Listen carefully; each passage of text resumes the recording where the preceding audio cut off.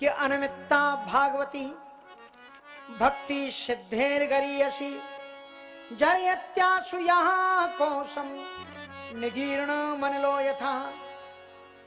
इसके लिए कहते हैं अनमित्ता भागवती भक्ति श्रद्धेर गरीयसी, समस्त सिद्धियों का संसाधन निष्काम भक्ति है।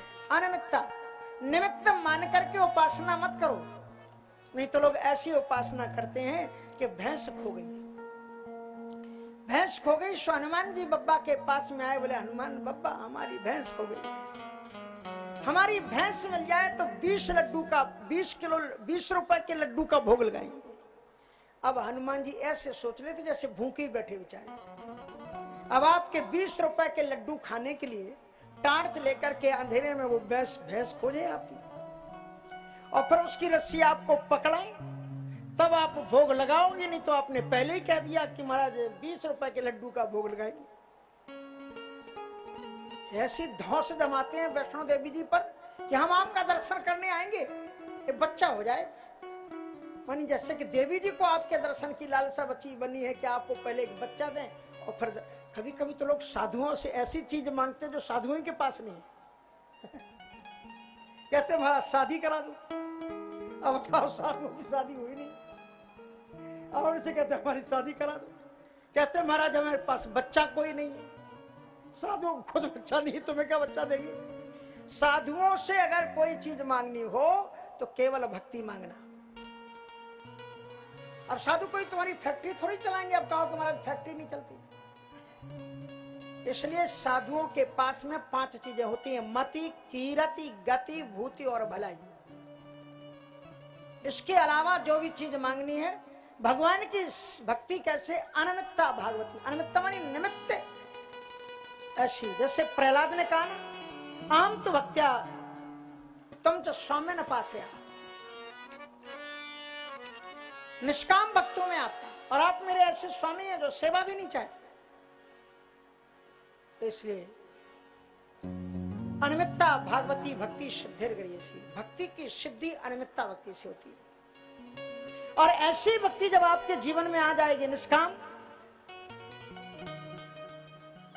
इसलिए भरत जी महाराज ने क्या कहा, तीर्थराज प्रयाग की पावन धरती पर भरत जी महाराज पहुंचे। वशिष्ठ जी महाराज ने कहा कि भरत आप तीर्थराज प्रयाग में हो, और सकल काम प्रद तीर्थ राहु, तीर्थराज प्रयाग सारी कामनाओं को जो मांगना हो मांग लो। तो भरत जी ने कहा कि आप देते क्या हो। बोले 4 पदार्थ भरा भंडारू पुण्य प्रदेश देसिया की 4 पदार्थ भरा भंडारू पुण्य प्रदेश देश यह चारों। 4 पदार्थ भरा भंडारू पुण्य प्रदेश देश यह 4 पदार्थ भरा भंडारू पुण्य प्रदेश देश यह चारों। पुण्य प्रदेश देश अति चारु। तो इसलिए उन्होंने कहा कि 4 पदार्थों का यहाँ भंडार है, जो भी मांगना हो मांग लो। तो भरत जी महाराज ने क्या कहा, अर्थ न धर्म न काम रुचि न चाहो निर्माण। अर्थ न धर्म न काम रुचि न चाहो निर्माण। जन्म जन्म रति राम पद यह वरदान न आन। जन्म जन्म रति राम पद यह वरदान न आन। जन्म जन्म रति राम पद यह वरदान न आन। अनिमित्ता भागवती भक्ति सिद्धेर गरीयसु जरयत्यासु यह कोशम निगीर्ण मनोयथा। बोले ऐसी निष्काम भक्ति हमें मिलेगी कैसे। कहते सो बिनु संत अस मम भगति सकल सुखदाई। सो बिनु संत न काहू पाई। श्रीमद् भागवत में भी नौदा भक्ति है और रामचरितमानस में भी नौदा भक्ति है। दोनों नौदा भक्ति में फर्क क्या है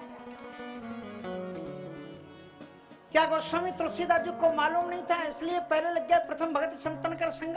या मालूम था? मालूम था। एक जगह उन्होंने संकेत किया है कृष्णोदा भक्ति का कि श्रवणादि के नव भक्ति दृढ़ाई मामलीलानति सुखी मन मान। श्रवणादि विष्णु श्रवण पर लगी, श्रवणम कीर्तनम विष्णु स्मरणम पाद सेवनम। एक इसलिए एक निवृत्ति मूलक भक्ति है। श्रीमद् भागवत की जो भक्ति है निवृत्ति मूलक, संसार त्याग के साथ में भक्ति की जाए, सन्यासियों के लिए है। और रामचरितमानस में जो शबरी को भक्ति सुनाई गई है वो प्रवृत्ति मूलक, संसार में रहते हुए, गृहस्थी में रहते हुए नादा भक्ति कैसे करें वो है इसमें। तो तुलसीदास जी महाराज दूसरे में तो उसी में आ जाते हैं। तो ये कहां से ले आए प्रथम भगति संतन कर संगा? गोस्वामी तुलसीदास जी महाराज यद्यपि सुबोधनी टीका में श्रीमद् वल्लभाचार्य जी ने लिखा कि वृंदावनम प्रत्यज्य पादमेकम न गच्छति, वृंदावन का परित्याग करके एक कदम भी आगे नहीं जाना चाहिए कृष्णोपासक को। लेकिन श्रीमद् वल्लभाचार्य जी महाराज अंतिम समय में कहाँ रहे हैं आप देख लेना उनके चरित्र में।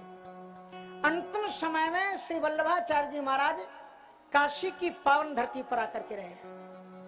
इसलिए काशी के दो भाग हैं, एक शिव काशी एक विष्णु काशी। अभी शिव काशी के ही कॉरिडोर बनाए, अभी तो हम सरकारों से ये भी आग्रह करेंगे जो विष्णु काशी है उसका भी कॉरिडोर बनना चाहिए। वहां पर भी एक इमारत खड़ी है। जब भी आप आओगे ना इधर से रामनगर तरफ से गाड़ी से, हाँ जी, विंध्यवासिनी का दर्शन करके जो गाड़ी बढ़ती है मिर्जापुर तरफ से, तो आपको सबसे पहले विशाल मस्जिद जो दिखलाई पड़ती है वो बिंदु माधव भगवान के मंदिर को तोड़ करके उस पर खड़ी की है, पंचगंगा घाट पर है। और पुजारी उन मूर्ति को लेकर के दूसरे जगह पर कूदा। और अगर आप किसी से पूछोगे, अगर आपको मालूम नहीं है काशी जाना तो पंचगंगा घाट पहुंचना। इसलिए रामानंदाचार्य जी महाराज वहां पर रहते थे क्योंकि बिंदु माधव भगवान की पावन धरती थी। किसी से भी पूछना कि बिंदु भगवान कहाँ है तो वहीं पास में एक इमारत है और उसकी दूसरी मंजिल पर बिंदु माधव भगवान विराजमान है। गोस्वामी तुलसीदास जी ने उन बिंदु माधव के ऊपर में दो पद लिखे, शिव काशी और विष्णु काशी। वहां पर श्रीमद् वल्लभाचार्य जी महाराज वहीं पर रहे और उन्होंने गोपाल मंदिर की स्थापना की। गोपाल मंदिर है। सुबोधनी टीका की गोस्वामी तुलसीदास जी भी वहां पर रहते थे। तुलसीदास जी महाराज ने श्रीमद् भागवत महापुराण को अच्छी तरह से पढ़ा। जिन लोगों ने पहले रामचरितमानस पढ़ा हो वो श्रीमद् भागवत को पढ़ें, और श्रीमद् भागवत को जिन्होंने पढ़ लिया वो रामचरितमानस को पढ़ें, तो दोनों को लगेगा कि बिल्कुल समान अंतर है, उनमें कोई भी अंतर है नहीं। इसलिए तुलसीदास जी ने वेद को भी पहले स्थान नहीं दिया। पहले पुराण कहा, नाना पुराण निगमागम सम्मतम यद। पहले पुराण कहा, नाना पुराण, और फिर निगम कहा, निगम माने वेद, नाना पुराण निगमागम सम्मतम यद रामायणे निगदितम क्वच दण्डतोपि।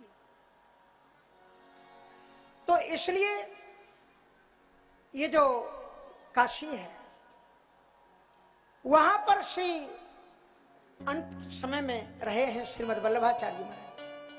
और गोस्वामी तुलसीदास जी ने श्रीमद् भागवत का खूब अच्छी तरह से अध्ययन किया। उन्होंने वहां पर देखा कि ये अनिमित्ता भक्ति कैसे प्राप्त होगी।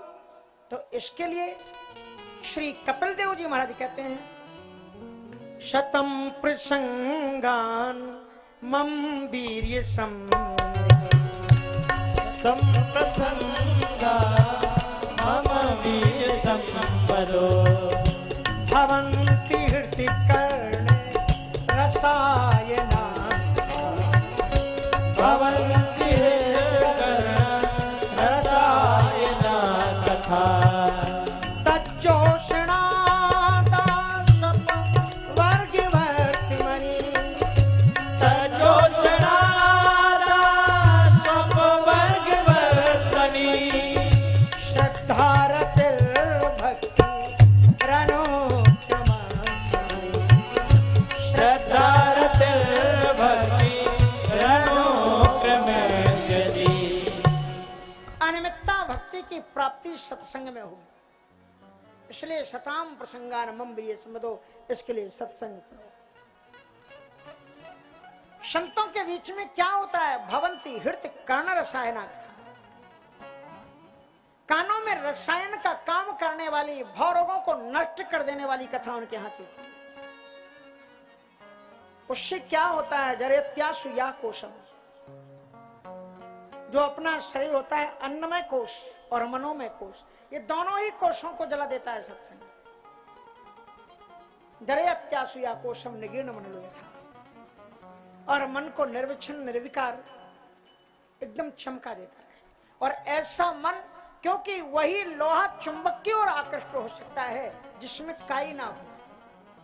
और ये शरीर पर आत्मा में काई चढ़ गई है, और ये काई जब तक सत्संग में जाकर के नहीं हटेगी तब तक इसका आकर्षण परमात्मा की ओर होगा ही नहीं। कितनी भी कथा सुनने के बाद में अगर आपके मन में सुधार नहीं होता तो दो चीजें हैं, नोट कर लेना, या तो कथावाचक सही नहीं है या श्रोता सही नहीं है, दो में कोई ना कोई गड़बड़ है। इतनी कथाएं हो और समाज में कोई सुधार ना हो। आज तो ये कथा का युग है। पहले तो कथाएं होती थी, गांव में होती थी, एक तख्त लगा लेते थे, 4 डंडे, उसके ऊपर विनोबा और चारों तरफ से वो क्या कदली पत्र, और उसके बाद में फिर पूजन विधिवत के साथ में सुबह पाठ, शाम को कथा,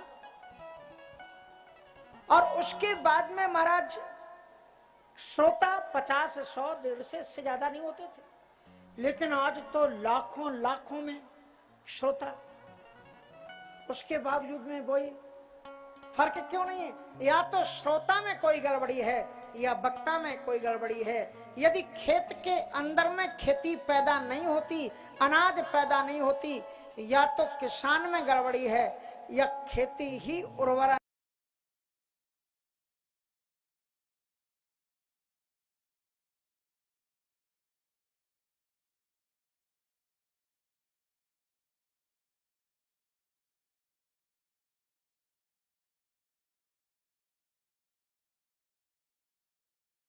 कोई खोट है या श्रोता में कोई खोट है। नहीं तो कथा महारानी का अवतरण हो और कोई परिवर्तन ना हो। क्योंकि पर उपदेश कुशल बहु तेरे, और जे आचरण ते नर न घनेरे। एक माँ एक बच्चे को लेकर के संत के पास आई, कहा कि महाराज इस बच्चे की बड़ी बुरी आदत है, ये जूठा हाथ करता रहता है, कुछ भी लेकर के घर में आओ बस उठा के खाने लग जाता है, आप थोड़ा इसको समझा दो। महात्मा जी ने कहा इसको ले जाओ, 1 सप्ताह बाद लाना। 1 सप्ताह बाद वो माँ अपने बच्चे को लेकर के आई, और महात्मा जी ने बड़े प्रेम से समझा दिया, बेटा जूठे मीठे हाथ से हरदम नहीं खाना चाहिए, कृमि पड़ जाते हैं और अशुद्धि हो जाती है। बच्चा मान गया और उसने जूठा मीठा करना बंद कर दिया। माता जी दोबारा जब बच्चे को लेकर के आई, महात्मा जी ने पूछा बच्चा ठीक है? बोले महाराज बच्चा तो ठीक है, पर मेरे मन में एक क्वेश्चन है। क्या क्वेश्चन है? कहा कि जो बातें आपने बच्चे को 7 दिन बाद बताई, वो बातें तो आपके पास में ही थी, वो 7 दिन पहले भी तो आप बता सकते थे ना। तो उन्होंने कहा अब रहने दो इसका कारण। बोले नहीं नहीं महाराज बताओ। कहा असल में उसके पहले मैं भी मीठा खा लिया करता था इधर से उधर, मैं भी हाथ मान लिया जहां से देखा। लोगों की आदत नहीं होती है, मार्केट में अंगूर खरीदेंगे तो बेचारा जब तक तोलेगा तब तक 8-10 तो खा ही जाएंगे कि टेस्ट देख रहे हैं, जरा ये भी खा लें वो भी खा लें, और पूरा सब जूठा करके रख देंगे। पता नहीं बाद में कौन रामनवमी के लिए, कौन नवरात्राओं में लेने के लिए आया, जूठा करके रख देंगे। थोड़ा सा इधर से खुटकेंगे, थोड़ा सा उधर से, और उसके बाद में चलो ठीक है अभी आपका भाव अच्छा नहीं है, शाम को आते हैं फिर ले जाएंगे। कुछ लोगों के ऐसे ही पेट भर जाते। इसलिए पर उपदेश कुशल बहु तेरे, जे आचरण ते नर न घनेरे। उसके बाद में बताया कि भक्ति भगवान को प्राप्त करने का श्रेष्ठतम साधन है। न युज्य मानया भक्त्या भगवत खिलात्मी, शद्र सोचती शिवा पंथा योगी नाम ब्रह्म सिद्ध है। योगियों को भक्ति से बढ़कर के कोई दूसरा साधन नहीं। ध्यान की विधि उनको बताई है, और ध्यान की विधि में उन्होंने बताया है कि संचिंतयेत भगवतः चरणारविंदम, वज्रांग कुशध्वज सरोरुह लांछनाढ्यम, उत्तुंग रक्त वलसन्नक चक्रवाल, ज्योत्सना विराहत महद्हृदय अंधकारम। ये अगर आप भक्तमाल में पढ़ेंगे तो चरण चिन्ह रघुवीर के संतन सदा सहाय का 24 चरण चिन्ह जो बताए गए हैं, यहाँ पर केवल 4 चरण हैं। और उन्होंने कहा संचिंतयेत भगवतः चरणारविंदम। यम नियम आसन प्राणायाम का भी बीच में उन्होंने ध्यान दिया है। और उसके बाद में आप मन को संयमित करके परमात्मा में चित्त को लगा दो और उनके चरणों का ध्यान करो। और चरणों के तलवों में उनके 24 चरण चिन्ह हैं, उनको क्रमशः आप ध्यान करो। और सभी चरण चिन्हों का ध्यान का अलग अलग विधान है और अलग अलग फल है। तो संचिंतयेत भगवतः चरणारविंदम, वज्रांकुशध्वज सरोरुह लांछनाढ्यम। वज्र, अंकुश और ध्वजा और सरोरुह माने कमल, ये चार चीजों का वो भी सापेक्ष है वर्णन। और उसके बाद में कहते हैं मद गुण श्रुति मात्रेण, ये भक्ति कैसे आएगी? का भक्ति का श्रेष्ठतम साधन है कि कथा सुनो। कथा सुनने से ही सबसे पहली भक्ति है। कथा सुनने से मद गुण श्रुति मात्रेण मयि सर्व गुहाशय मनोगतिरविच्छिन्ना यथा गंगा सोमदौ। कथा श्रवण करने से मन आपका पिघल जाएगा। कथा श्रवण करके द्रवित हुई मनोवृत्ति को ईश्वर की ओर उसी तरह से दौड़ा दो जैसे गंगा का निर्मल जल समुद्र की ओर नवच्छिन्न धारा से बहता है। और जब तुम्हारा मन ईश्वर की ओर दौड़ चलेगा, ईश्वर की तुम्हें प्राप्ति हो जाएगी और मानव जीवन की सार्थकता भी हो जाएगी। लक्षणम भक्ति योगस्य निर्गुणस्य हृदाहृतम अहेतुक्य व्यवहतः या भक्ति ही पुरुषोत्तमे। भक्ति है क्या? तो वही बात जो मैंने पहले आपको बताई, निष्काम अहेतु की भक्ति, अव्यवहिता भक्ति, कोई कामना ना हो मन में, ऐसी भक्ति। इसलिए जब तुम ऐसी भक्ति करोगे, जाए न चाहिए कबहू कछु तुम सन सहज सने हो, तो भगवान अपने आप आपके दिल में आ जाएंगे। बसहु निरंतर तासुर